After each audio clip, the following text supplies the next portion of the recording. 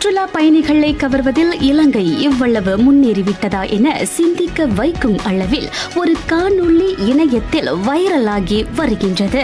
சுற்றுலா துறையை மேம்படுத்தும் பல நாடுகளில் கூட மசாஜ் சேவை அவற்றுக்கென அமைக்கப்பட்ட தனியான மையங்களில் தான் நடத்தப்படுகின்றன. ஆனால் இலங்கையில் ஓடும் ரயிலில் சுற்றுலா பயணிகளுக்கு மசாஜ் செய்வது போன்ற காணொளி வெளியாகி அசத்தும் கமெண்ட்களை அள்ளி வருகின்றது.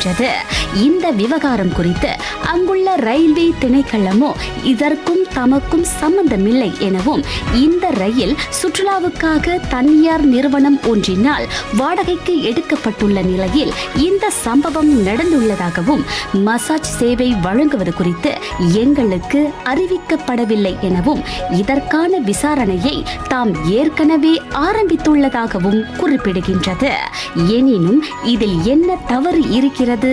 சுற்றுலா பயணிகள் மேலும் ஈர்க்கப்படுவார்கள் என சில விமர்சனங்களும், இதுதான் புதிய அரசாங்கத்தின் சுற்றுலா ப்ரொமோஷனா என சில விமர்சனங்களும், இது பெரும் கலாச்சார சீரழிவை கொண்டு வரும் என பல விமர்சனங்களும் சமூக வலைத்தளங்களை பதம் பார்க்கின்றன.